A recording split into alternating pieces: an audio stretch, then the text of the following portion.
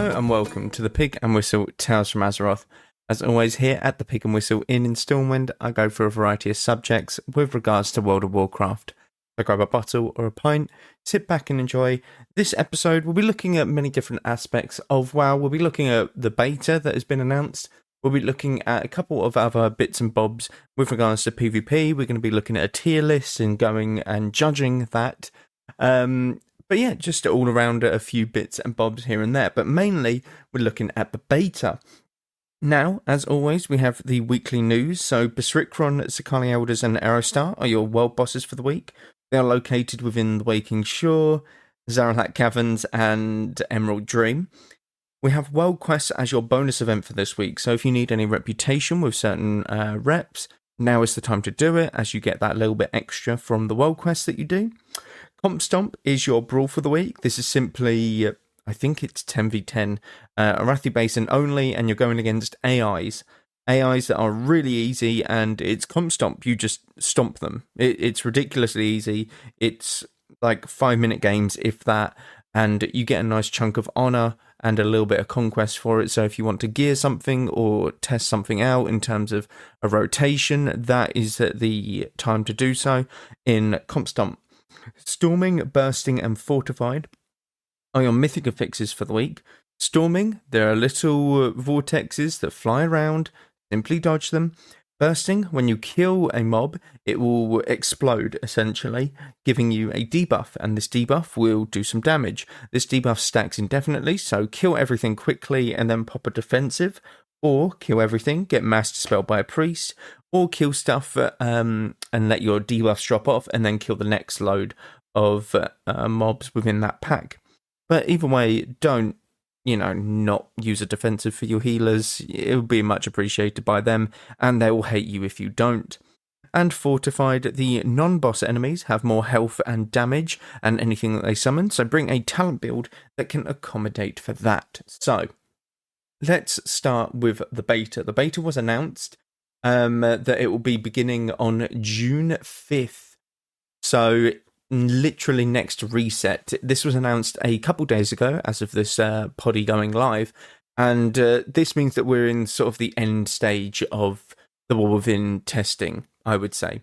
The alpha has been out for about a month now or so. Yeah. And they've added everything in terms of hero talents and the story campaigns and the zones and stuff like that. But here is everything that you will be able to look for within the beta. Firstly, you will get an email to say that you are able to participate in the beta. I'm not sure if this is now or if this is on the day. I'm pretty sure it would be on the day that your account has been flagged to participate in the beta. So keep an eye on that, and essentially what you would want to do if you do get the beta access is go to your Battle.net and go on to click the retail World of Warcraft, and in the drop-down menus where you can change between World of Warcrafts, there'll be a in development section. You want to click the War Within beta and then download it. That's where it will be if you get beta access. If you don't, I wouldn't worry about it too much. I'm personally only wanting to test the hero talents, and that's where my sort of extent goes, as I leave the questing and stuff to when I'm actually doing the content itself or the expansion itself. I don't want any real spoilers, even though I've been spoiled with some story spoilers already, but that's besides the point. I'm obviously not going to list them here because I want to spoil it for you guys. But that is how you download the beta. If you haven't, or if you, the way that you get into the beta is via having pre-purchased a heroic pack for it or something. I think it's something along them lines. Or if you have signed up to participate in the War Within beta, there is simple links on Wowhead, or just type into Google the War Within beta, participation, something like that, and there will be links that get you to where you can sign up for it. So, what's available in the beta? The new systems, leveling experience, a complete leveling experience is what they say. The zones, dungeons, delves, warbands, and the new playable Earthen are also available in the beta, apparently. Raid testing will come at a later time. So raid testing, I would imagine, is a week or two after the beta is released. I would imagine all of the Mythic guilds and stuff are testing the raid on the beta because, well, they just are. They always do, I think. I'm not sure if they stream it, but I'm pretty sure they do. So the isles or the zones that you have are the Isle of Dawn, the Ringing Deep, Hallowfall, and Azj-Kahet. So the Isle of Dawn, discover the land of Khazalgar, off the western shore of Pandaria and home to the Earthen, their capital city. Oh god, Dornogal, I want to say, will become the new meeting ground for Horde and Alliance. There is your city. So Dornogal is your main hub for the War Within. The Ringing Deeps, this gigantic cavern, serves as the home of the machine speakers, Earthen, who maintain the gigantic Titan machines of old. Hallowfall, lit by a massive crystal at its centre, this bright underground zone is home to the Arathi, who are engaged in a continuous battle against the Nerubians. This zone looks like my favourite. I'm not going to lie, it looks amazing. The crystal especially. So the crystal, for those that don't know, is just your light source within the zone itself. And I think every couple hours it will turn purple for 15 minutes. And when it does, the mobs in the zone change, the whole dynamic changes, the whole look changes. It's absolutely spectacular. And this is going to be my most enjoyed zone. I already know it will be. And then you have Azj-Kahet, the pinnacle of Nerubian society, where Xal'atath, Harbinger of the Void, has been gathering and mutating Nerubian forces to create an unstoppable army. This is where the raid takes place. I wanted to say the Eternal Palace, but that is that's BFA. I can't remember the raid name. It will be down there somewhere. But for those who are concerned about entering into a space filled with spiders as well, there is an arachnophobia filter that can be turned on, which turns everything into crabs instead, which is really cool. It allows for those who are a bit more. It allows for more variety if people aren't as sort of keen on the Nerubian/spider idea of things. The Earthen. So, we've met Titan-forged Earthen before in Ulduar and other places, but this society of Earthen has been isolated within Khazalgar for a long while and have developed their own manners and customs. Visually, they are a bit larger and gem-encrusted. Earthen will also unlock as a playable race, replenishing the creature's dwindling numbers by either joining the Horde or the Alliance. Players will be able to choose either faction to begin their journey. There are many customizations that will be coming to these Earthen, including different gem encrustations, beards for all body types, skin colorizations, and more. I think, well, it's another dwarf race, isn't it?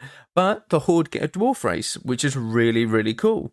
This is the first dwarven race for Horde, which I think is needed. I think it's something that could have been done because obviously Alliance have Dark Iron dwarves and just dwarves in general. Horde had none of that, whereas, we share some races. We share the Drakthir, the Pandaren. I think that's about it. Yeah, because we have Kultiris as the Alliance, the Horde got Zandalari. It's nice that they are sharing other races with the other faction. I think that that's very needed. And these sort of different types of dwarves, or whether they be trolls or, highborn or night elves / highborn, nightborn, that kind of deal. I think that's the best way to do it.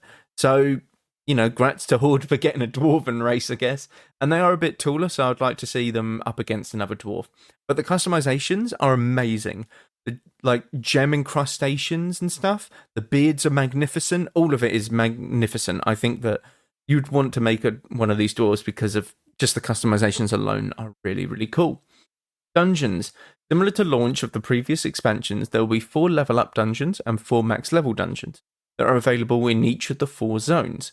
So the level up dungeons are the Rookery, the Stone Vault, Priory of the Sacred Flame, and then City of Threads. City of Threads sounds amazing. Max level dungeons are Cinderbrew Meadery, Dark Flame Cleft, the Dawnbreaker, and Old City. Now, Old City sounds really good. The Dawnbreaker sounds really good. I know that one of these dungeons has like dragon riding where you have to stay near a ship or something. So I'm going to be very curious about that. But yeah, these are the dungeons. And if you don't want to use the dungeon finder to take part with other players, you can continue the campaign story with follower dungeons, which are available in all of the level up dungeons. They're looking at doing something like this for the raid as well. So you don't have to do the raid as the raid with other people, with 20 other people, or 19, I should say. And you can do it with a simple small group of 5, like NPCs or other players. And you can essentially go through the raid to see the story elements of it.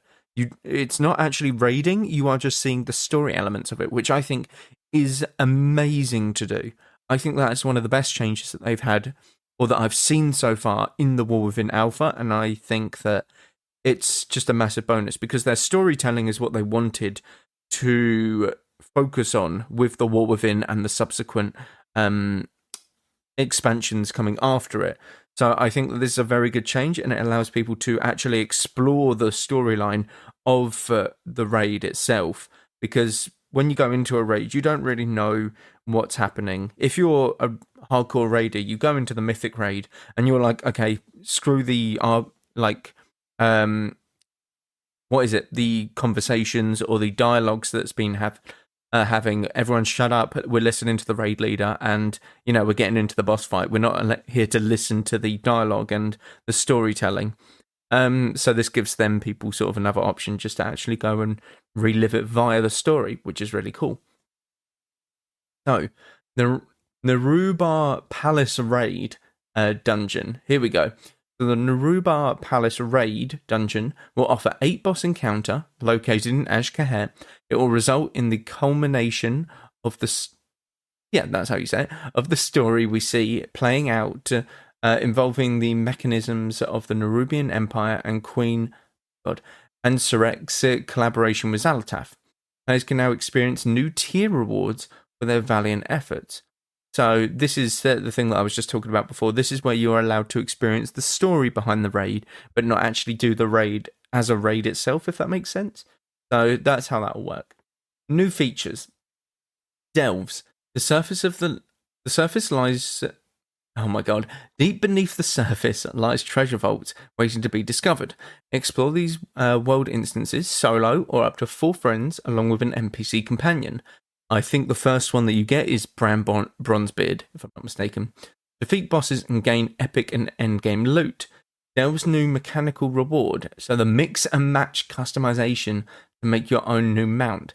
So this is the first of its kind. The mount is essentially you have a base of a mount, and this base is kind of like a boat, but a ship at the same time. You have, from what I see here, 5 different side customizations, 5 different front customizations, 5 different back, and then 4 different top. So to give you some perspective, the top customizations can be a giant sort of nuke, a flag, a sort of propeller, and then a glider. The back piece can be rockets or, what do you call them that are on a boat? A propeller? Yeah, a propeller, I think. I think it's a propeller. Something that, helps boats move along in the water. I've completely forgotten the name. But you have many different front parts as well. You have a drill, you have a light, you have another propeller, you have sides, so you have wings to glide, you have propellers, you have rockets, you have many different things that you can mix and match essentially, which is really cool. I think that this is how mounts should be going forward, in my honest opinion. Warbands. Expand the potential of your alternate characters with account-wide progression across your family of characters on your Battle.net account. Share your Warband bank access, War Within Renown, achievements, collections, and more. Visit our latest article, So, Warbands. Essentially, you pick 4 characters, and these 4 characters can share a bank. They share gold, they share many different things. Many things within the War Within are going to become Warbound account or something like that. It's something along them lines. and essentially you can put it in this warband account, and those characters that are within your warband can take them out. It's really, really cool. It's going to be the first time that we see a different main menu in 20 years of World of Warcraft. And honestly, I can't wait for it. It's going to be so amazing to have 4 of your characters all sat around a campfire, chilling. I think it's going to be really cool. And them small things, I think, are what's going to do it for me. It's not the big stuff. It's them small things, them small changes that are going to make it more enjoyable for me, personally. Hero talents. Rise to the new heights of your power with hero talent trees. Each class specialization has access to 2 choice of self-contained hero talent trees inspired by iconic Warcraft universe archetypes. Revisit our previous hero talents preview to get a glimpse of what is in development. So, some of these can be updated before the release and, even the beta, but these are the hero talents that are going to be within the beta.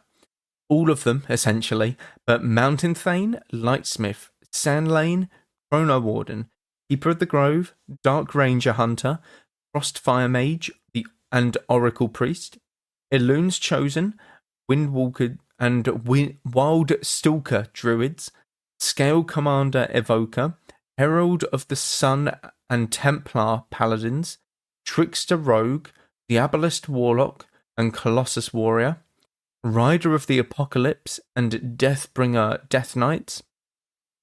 Oh god, I hate reading the Demon Hunter ones. Aldraiki Reaver Demon Hunters, I've probably butchered that. Druid of the Claw Druids, Flame Shaper Evoker, Pack Leader Hunter, Bellslinger Mage, Shadowpan and Conduit of the Celestial Monks, Farseer Shaman, Hellcaller Warlock, and Slayer Warrior. All of these are different hero talents within the War Within, and honestly, they all look really enjoyable. They all look so fun. Definitely test them out if you get the beta. Test out your classes like stuff, but they all look really enjoyable and they bring a different element to the classes themselves. Definitely worth looking out for. There is a new battleground, Deep Hall Ravine. This is essentially, the Silvershard Mines and kind of a Rathi, but more Eye of the Storm, I would say. So you have a capture point and then you have the tracks, the carts. Essentially, you can do both. You can capture the flag or capture the cart. Each rewards its own separate amount of whatever the resource is. And essentially, that's how you win the battlegrounds. Nothing too crazy about it. We've seen these sort of battlegrounds before. The notable difference is that there is a cart that you can hop in that takes you from one side of the battleground to the other within a couple of seconds. So it's a quick sort of rotation for a team, essentially, which is really cool. It's a cool little feature and worth keeping an eye out for. For professions, there's just new recipes and enchants, and updated NPC work orders. This is the big one. So obviously, work orders, you don't really get a lot during the expansion or during a season. So NPCs will constantly be putting up work orders. This will allow a decent amount of gold that can be utilized when people essentially are going through their professions, and there's a lack of player work orders on the market at the time. So, it's a decent gold income, and hopefully this will help with people having to... This will help with gold influx for those who deal in professions mainly. There are new UI updates.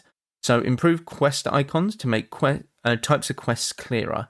So you know how the story missions have this like shield icon around the exclamation mark? Well, there'll be different ones for daily quests, for side quests, for maybe character specific quests or class quests, that kind of deal. That's what they're going for with that. So, yes, the Heroic Edition is where you will get certain benefits to the War Within. You'll get a little bit of Trader's Tender, and it allows you to get the... Oh my god, the 3-day access for the War Within. No, that's the Epic Edition, sorry. The Heroic one will allow you to get a mount and a little transmog set. The Epic Edition will allow you to get 3 days early access, as well as more traders tender, and you'll have an extra 30 days game time as well as I think it's a 3-day early access, if I'm not too... Yes, it's an early access that you get. So 3 days before the Wolverine launches for everyone else, those who have early access are allowed to play it. Now, this isn't too much of a bother, in all honesty. 3 days is 3 days. It's not going to be that worth. And it just kind of allows people to not experience a laggy sort of start.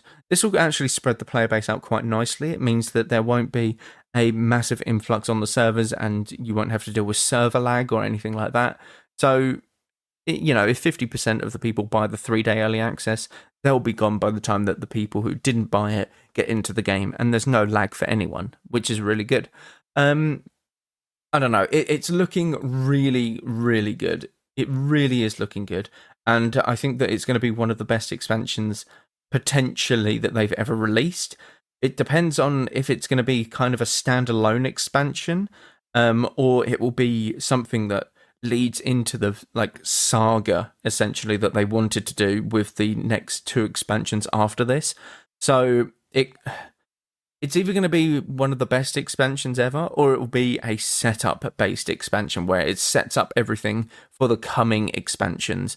I just hope that they don't use it as the setup base one, because I think that it has a lot of potential by itself, and I think that it would ruin or give a bad taste in the mouth to the player base if it was just used as a setup expansion, essentially. It wouldn't be enjoyable, in my opinion. But, yeah, that's where the base will end. I'll give my 2 cents on a quick forum post, because I just can't with some people. So, full greens, no enchants. Could someone please tell me why it's unfair to be playing with people who are in full greens, not a single enchant, with people who full 528 gear and sockets? Like, how is that anywhere balanced? What a joke, LMAO. So, talking about solo shuffle, and he's talking about PvP. In PvP, if you are full greens, you have 13 item levels difference from those who are full PvP gear, like full epics, and those who are full greens. Enchants do help. They give you a bit more health. They give you a bit more, stat priority, but it can be overcome if you are good enough. If you are a DPS complaining about this, and that person in full greens is losing every round, you are in the up, because that will mean that you get 4 wins to 2 losses. So you shouldn't be complaining about that. If you're a healer, you can complain about this, because you'll go 3-3, because you'll always lose with that DPS. Now, this is a DPS that's saying this, and he shouldn't be complaining because he's getting the extra win no matter what. Now, if he's losing with the person, that's fair enough. If he's winning with him, that's fair enough. But if he's losing against that person who's in all greens, then you have no one to blame but yourself. Because if you aren't skilled enough to beat someone in full greens, now don't get me wrong, the person in full greens might be better, they just might be better than you.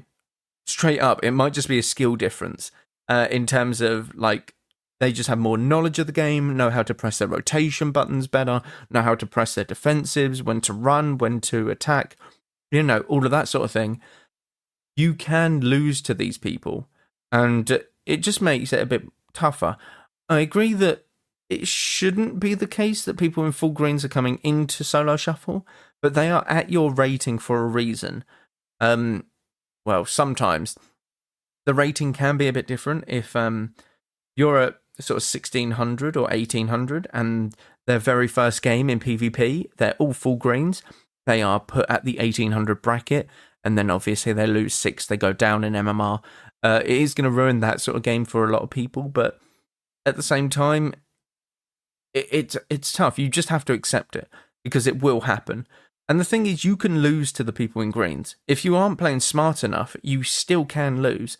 But if you're a DPS, you simply just say, yep, I'll take my 4 wins and go. Because you're still getting 4 wins at people who are the same MMR, so you're still going up in rating and MMR. It's the healers that should be complaining about this because, well, someone going 0-6, it's really rough on a healer because it's just 3-3, like wins-wise. I personally don't think it's that big of a deal. I think Solo Shuffle is the place where you would learn your class in World of Warcraft. If you are wanting to learn a new class in WoW, you go Solo Shuffle or Comp Stomp or Battlegrounds, anything like that. But you have to make that leap from Battlegrounds or Comp Stomp to an arena-based matchup eventually. And Solo Shuffle is the most accessible to do so because you can't get declined, because if your gear is good enough, you can sign up. But you cannot get declined. Because if you go in looking for group and try and sign up to people and they see that your item level's too low or that you're 0 rating, you're going to get declined. So you have to practice somehow, and Solo Shuffle is the most accessible. So yeah, it's one of them things. I think people need to kind of get over it and just deal with it. If you can win with that guy, then perfect. And the thing is, you can win with people who are in all greens. You simply just lay out a strat beforehand. It's like, okay, play it really safe. I'll look to just get in there and do the damage. You have to play for your life, and we'll win in like deep dampening, that kind of deal. It's not, argue with them and tell them to piss off or anything like that. It is, you have to try and strategize. That's what Solo Shuffle is. It is very much, you've got to do this and we will win. Like, I believe that we can do this. You've just got to trust me. I will do the damage for us and we'll win in dampening eventually. But, it's one of them things. People don't think about that. They don't. And it's as simple as that. But, oh well. If people want to complain, people can complain. They've been doing it since 2004, and they'll keep doing it well into Warcraft's future. So, it is what it is. But yeah, that's where I'll end it for this episode. Thank you all very much for listening. Do check out all of the socials down below. Constant stuff happening over there. But thank you all very much for listening. And go with Valor, friend. Goodbye all.